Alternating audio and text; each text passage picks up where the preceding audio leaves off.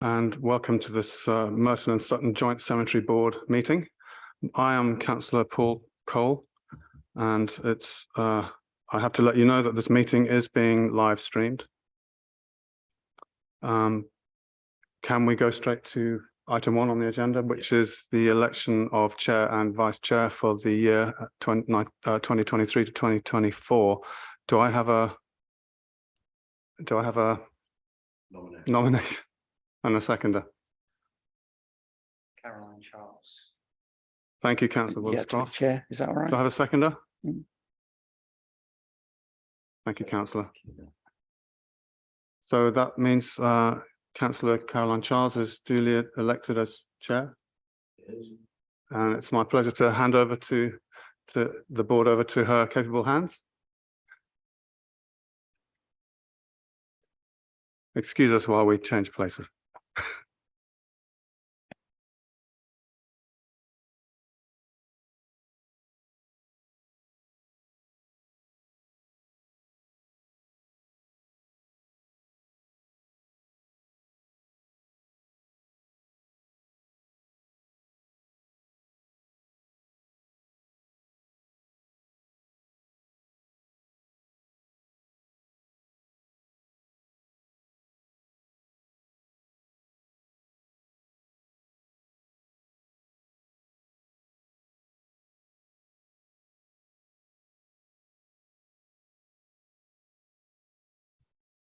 Right, well, welcome everyone to this meeting, and if we can introduce ourselves first, if we can go just go around.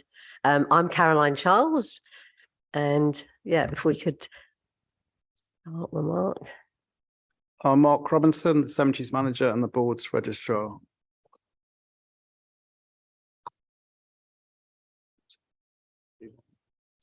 So Andrew Kaufman, Head of Park Services, and I also look after managing the cemetery's operation via the Ida Verde service contract. Hi, I'm Josh Sutton, and I'm in the finance team.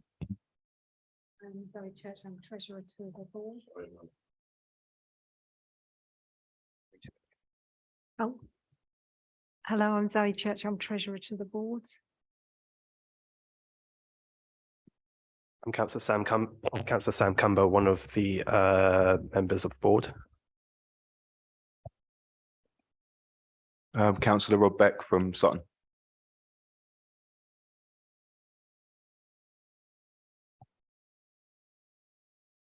I'm Michael Patterson, Councillor for Cannon Hill. I'm Councillor Agasaki Gina from Fix Marsh. Councillor Willis-Croft from Lower Morden. Councillor Paul Cole from Sutton. Right, Richard. Richard Seedhouse, Democratic Services and Clerk for the meeting. Right, and are there any apologies for absence? Okay, and any pecuniary interest? No, right. Okay then. So the minutes of the previous meeting, are they all agreed? Right, that's good.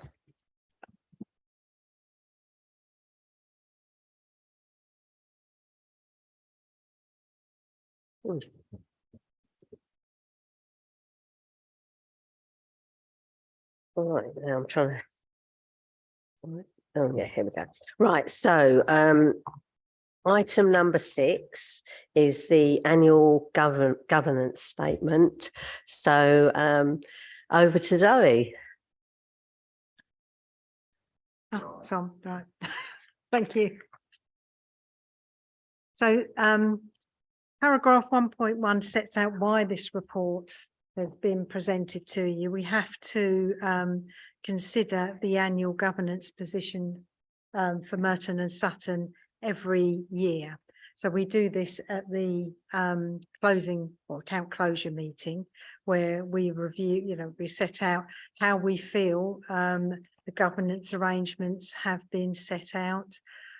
We adopt the sit for solus approach which is deemed to be best practice. And under that, we have 7 guiding principles that we consider. It's probably worthwhile saying upfront that Merton and Sutton rely heavily on all the systems and processes and procedures that have been set up by the London Borough of Merton. And as part of this, we kind of piggyback on the work that's done by the London Borough of Merton, because they have to produce a report, an annual governance statement for the whole of Merton.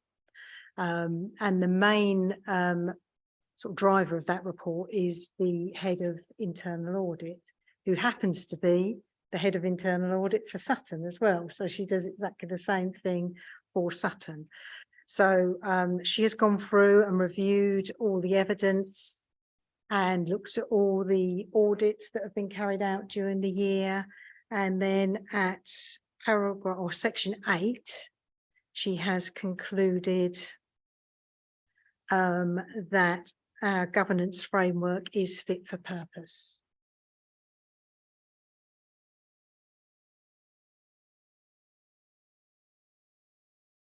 So we have this report every year. One of the key things that Merton and Sutton do is for every meeting that they present a risk register and review the risk position for Merton and Sutton. And you will see that that is presented as part of the abstract of accounts report. And when we set the budgets every year, we actually review our strategy and policy statement with regard to risk management.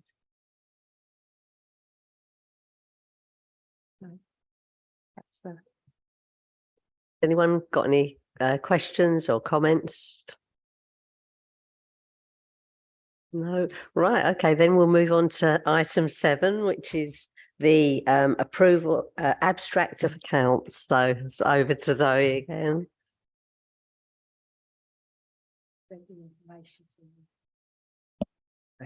So yeah, we've got the outturn for the year 22-23.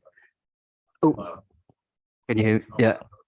So we've got the outturn for 22-23 and the final outturn for the year. We'll start in Appendix A, which just shows the movement in reserves. I've got it down as page 8, but it might be a different page for you. So towards the bottom of that page, page 24 shows the movement of reserves for 22-23, whereas similar movement to 21-22 in that the capital adjustment account just moved by around 400,000, and the depreciation was 91,000 for the year. Appendix B shows the balance sheet, and you can see in the reserve section of that, you can see that those two, the common fund and the adjustment account, shows what was in the movement and reserves. And you can also see the loans, long-term loan has been reduced by the amount paid in the year, and long-term assets have gone up slightly with the special projects that have been undergone throughout the year. Appendix B following that also shows that the estimated income share for 22-23 is 52,000, and that's shown in the sundry debtors section. And in the sundry creditors shows the accruals, and the accruals have gone up to 75,000. The majority of that is down to the bearer beams projects, about 66,000 for that. Appendix C, following page, shows the income expenditure account for the year. So for the employees, the variance is around 4,800. That's mainly due to the pension payments not being as high as estimated. The running expenses slightly over the estimate for the year, with an 11,000 over variance, which you can see being what feeds into that with a different type of expenditures. The special projects have actually been underspent for the estimate for the year, mainly due to the toilet block project and the new bearer beams not being spent this year, being passed on to 23-24. So there's been a 444,000 underspend for those special projects. And the income, there's a 72,000 exceeded income from the estimate due to mainly the 22-23 figure. So that's made up of the intermittent fees and interest income, making that 72,000. Appendix C further on also shows the common fund again, and it's a similar reflection of what's been shown already, just with further detail. Appendix D is the cash flow statement. So the net cash flow from operating activity is 77,000 outgoing, and the cash and cash equivalents for the year, sorry, that's 2022. So for 2023 is 29,000, sorry. And for the whole cash and cash equivalent for the end of the period, it's 1,084,000. Appendix E just shows the various capital assets that feed into the and the depreciation from those capital assets. So you can see where that 91,000 figure came from that was reported in the movement in reserves and the balance sheet.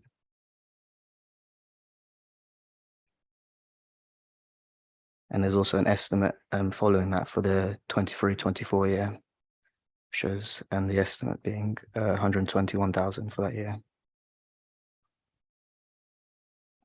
Appendix F is just a preset history for the cemetery. Not much change with that from previous year. Appendix G just shows the loan repayment that was made for this year, and you can also see the loan repayments are to be made in 23-24 and future years as well, for Merton and the Sutton loan. Appendix H shows the outturn from 22-23 and also shows the original budget into 23-24. So the fair underspend for the employees made due to the pensions also is factored in for the budget for 23-24. There's a slight increase in budget for the running expenses from 22-23 into 23-24. And the special projects, some of that budget from 22-23 has been rolled over where the projects haven't taken place. So the budget for the special projects is now 441,000, which is less than what was in 22-23. And income again is similar to the previous year, similar figures reported previous year with the rental income, intermittent fees and interest income. And finally, Appendix I shows the risk register that was mentioned earlier from Zoe. So the current risks on there is the first one is the pandemic, which is leading to a reduction in income. So this has been reduced this period. It was a amber risk previously, but this has been reduced now. So now it's a green risk. 22-23, as you can see in the control actions column, second to the right, it's confirmed business as usual and COVID-19 protocols are ceased. Next risk is the delay in the delivery of the 21-22 capital program of works. That's maintained as a green risk for this quarter. The councils continue to work with the facilities management for these deliveries, and we'll see in 23-24 how it gets along. The next risk is the poor operational service delivery. Again, this risk has remained green, and you can see in the second column to the right in the control actions, the update for that with the board members visit to the cemetery in 2023 to discuss some of our projects. That date will be finalized. Below that, the risk of failure of contracting out arrangements. This risk has remained as an amber risk, rating 6 from previous quarter. And finally, the final risk, which is the VAT claim, which has been mentioned, and that's still at a risk of 12 score, so still relatively high for an amber score. So Yeah, that's specialist consultants have been engaged, and yeah, that's all on those. And yeah, and the letter been circulated is to do with this to that risk. Can I say any more on that, or is that going to be afterwards? Yeah, and then that's it for that risk, and then that's it for the abstract of accounts. Right, thank you for your report. So the board is asked to receive and approve the abstract of accounts for 2022, 2023, to note the internal audit assurance in section 2.4, to approve the revised revenue estimates for 2023-24 in Appendix H, and to review and agree the risk register as at June 2023 in Appendix 1. Has anyone got any questions or comments to make? Right, okay. Agatha, please. Thank you. I've just noticed it says that we weren't entitled to claim VAT, and it looks like we'll have to claim VAT for up to 20 years. Why is that, and what? We're going to do a briefing on that at the end, Okay, rather than going into private sector. okay. We'll do a separate briefing. And also the toilets and stuff, what's happening with that? Because that should have been done by now. There'll be an update and stuff in the contractor and client side. Okay, all right, then all my questions will be at the end. Thank you. Right, yes, Councillor Patterson. I probably should have picked it up, but you've got substantial cash balances and you've got loans outstanding. Can you just tell me what the rate of interest that we're earning on the cash balance and what, if any, interest we're paying on the loans? We're paying 3.27%. I think that's 3.47. stated in 47. That's stated in the on the appendix. That's Appendix G, that's stated. Sorry, 3.47, and that's stated in Appendix G for the loans. Yeah, it's just at the top, so it's a bit small. The type is quite small. Yeah. And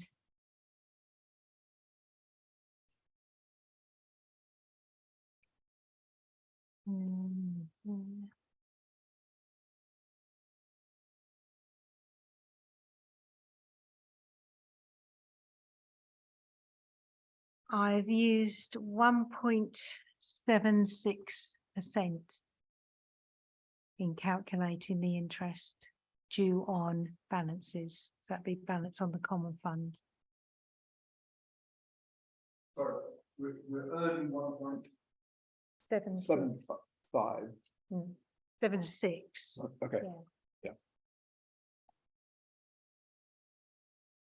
So that's on the common fund balance. So at the moment, that's not actually a cash balance because we're owed over £500,000 by ID Verdi for excess income.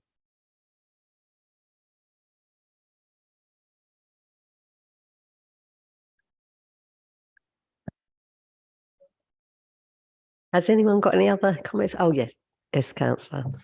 Thank you. So looking at the risk register about the risk of withdrawal of the contractor from the contract. And I see one of the control actions is extending the contract for 2 years. It's currently being progressed. To me, it sounds quite short term, sort of thinking, what are we doing sort of more the longer term, sort of 5 years or over? Is the idea to sort of continue more the long term with ID Verdi or to explore other options?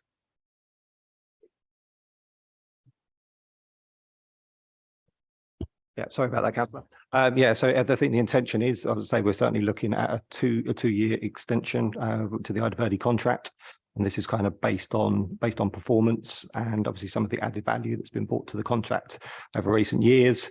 As I say, we are looking at the wider long-term piece. So again, at the moment, the reason for the 2-year extension is the fact we're also going through the procurement of the larger waste contract.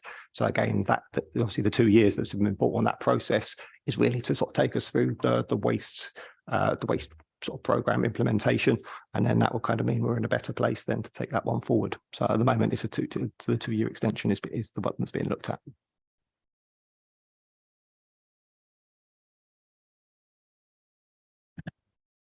got any questions or comments? No.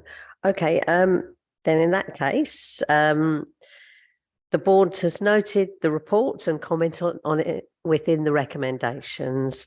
So we'll now move on to item 8, which is the contractors report. So over to Mr. Robertson. Hi, this is just an overview of what we've done since the last meeting and what we're going forward with. So it's at the moment, we've done the railings at the front of the cemetery. The toilet block decision needs to be made. Yeah, I'll come on to that. Where you go with that, and Andrew can talk about that. The hedge that's planned for doing in late July, August, early August. And with the front lawn, we're going to do in the autumn, which is the best time to do lawns. That's really it. Any questions? Oh, yes, I just wanted to say that myself and Councillor Willis Croft visited the cemetery yesterday, and we saw the new black bins, and they look really good. So we're very pleased with those. So thank you for that. Does anyone else have any questions or comments? No. Chair. Oh. Thank you. So just obviously due to sort of the weather, we've seen quite significant, maybe seen significant grass growth. I don't know, there's been problems with that, sort of having to do any regular cuttings, or been any complaints to do with that? Side. So again, we have during that particular period, we did have a couple of complaints. Particularly like obviously grass length. As I say, obviously talking to the Ida Verde team, obviously we do have a new site supervisor that's looking after the cemetery's operation. So that's Mick Egan. I would say like an implementation program kind of put in place over the last couple of months, because there was additional cutting between cemeteries.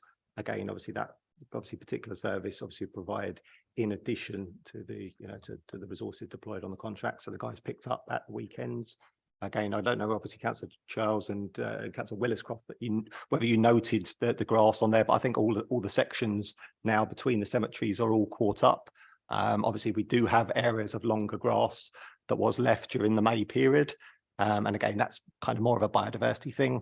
But I think the key thing was that the cutting between the cemeteries, and we did have one complaint that came in after a visit, and this kind of related to obviously the cutting between the graves, and obviously when that was highlighted to the Ida Verde team, that they obviously deployed the resource required, and again obviously caught up with the grass. So I believe the position at the moment is everything on site is fully caught up, and again I think obviously they had looked at the resourcing side of things on the contract, particularly when you get that first flush of grass. But kind of pleased to say that, I don't know if obviously from the councillor's point of view, if you were on site like yesterday, kind of how you kind of saw the place presented, any areas of concern?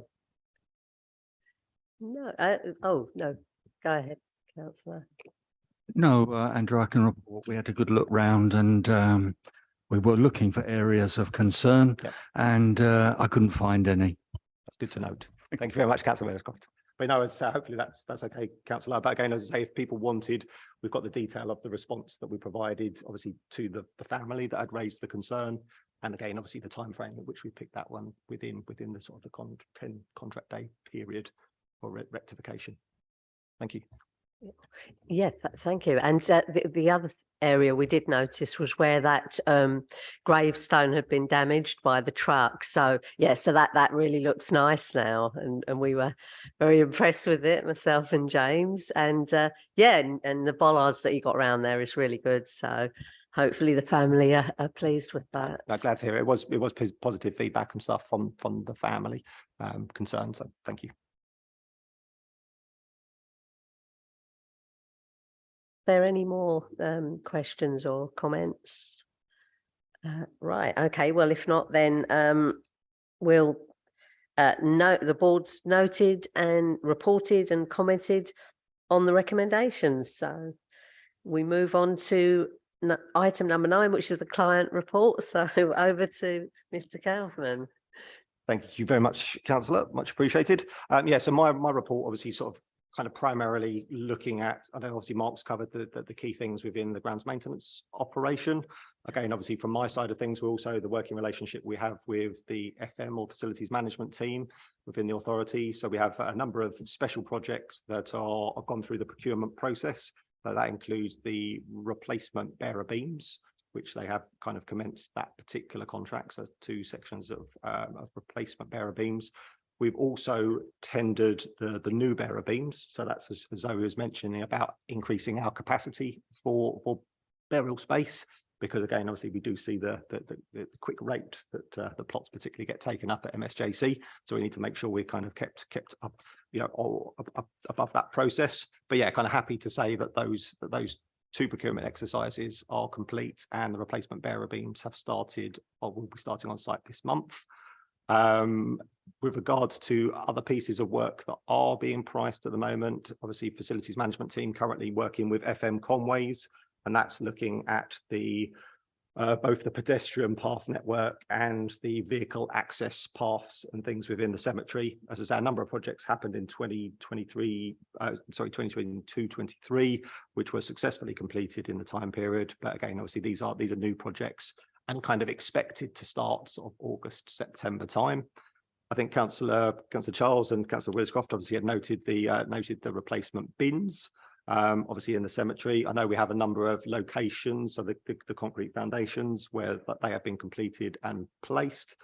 I know we have had some feedback, obviously from sort of general users of the space, and it kind of, I suppose, is primarily looking at the fact of the larger memorials. So where you've got like obviously the flower arrangements that have kind of been put, these kind of bins just give us greater capacity to store those.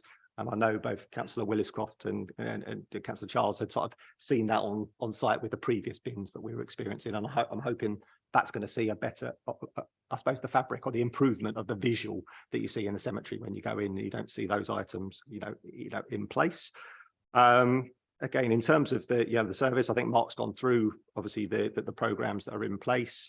I think we did sort of discuss with the general board prior to the meeting, obviously sort of on last occasion, that we obviously have a number of horticultural projects to go on within the cemetery. So that's both in improving the curb appeal, let's say. So again, as you drive past, obviously, as Mark sort of said, the front grass area and what we're going to do in terms of improving the grass sward.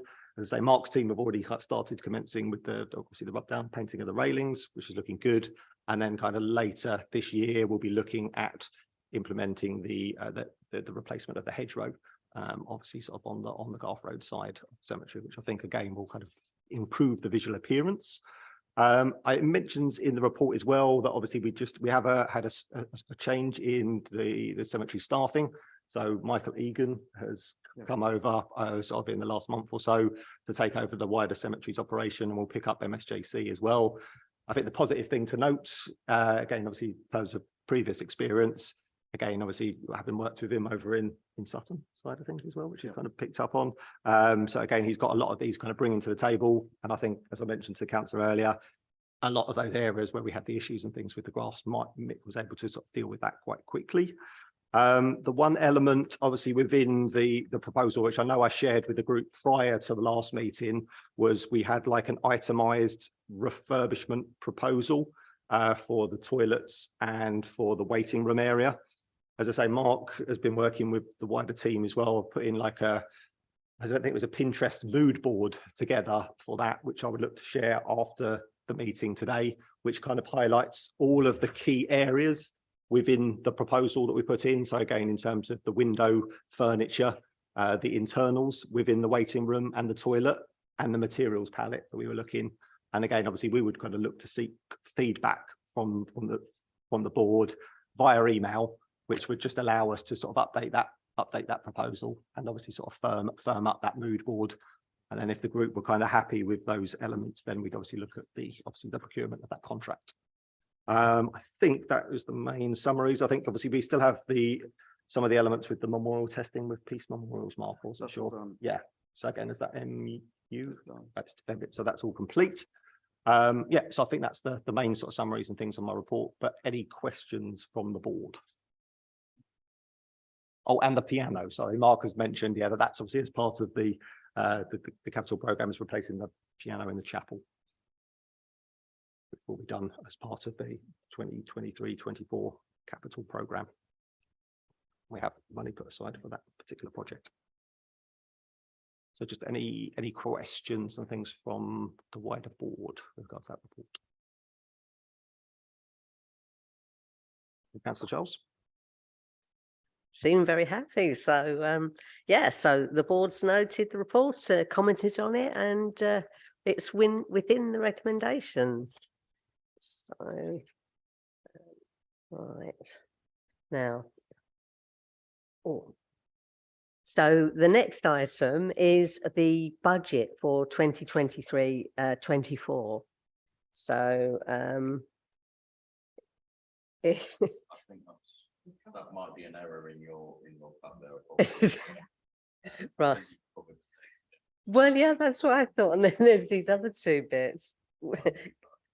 We've got to swear the clerk in. Okay. But no. So, yeah. So, yeah. You need to elect the vice chair. Ah, right. Okay. Yeah. So are there any nominations? Can I nominate councillor Paul Cole, please? Right. And is there a seconder? I second.